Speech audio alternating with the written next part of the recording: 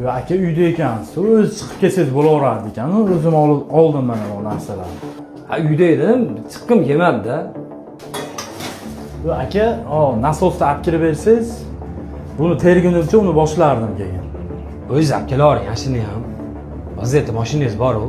Olib kelibsan asosda ham. Ben olib keldim, aka, kamchiligi bor ekan, shunga chiqib kelish kerak-da.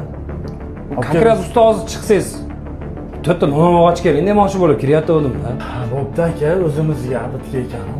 O'zim chiqib kelaman. Bo'pti usta, chiroyli chiqibdi. Usta, nech pulga kelishuvdingiz bilan? Nech pul qoluvdi o'zi?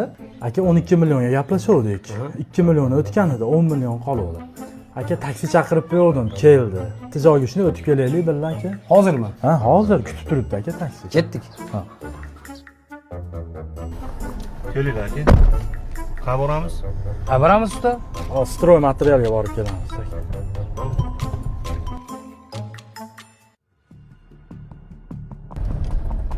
Tushga aka. Rahmat aka. Nech pul o'tdi? 52 ming o'tdi aka. 50 ming bersanglar bo'ladi. Aka eshitdingiz, 50 ming bo'pti. Aka bir marta chiqib kelishi 50 ming bo'pti. Men siz uyingizda ish qilyapib, kami 10 marta chiqib keldim aka. 500 ming bo'ladi aka. Endi 500 mingni ham men beraman. Ha, siz berasiz-da, men bermayman-ku. O'zim mashinamda chiqib kelsam yaxshi edi ekan-ku. Zadniy дважды платить degani to'g'ri ekan-a? Aka, uni o'zbekchasi ham bor. Eshitganmisiz? Yo'q, qanaqa bo'ladi? Pishiq dekani misha yeydi degan aka kattalar.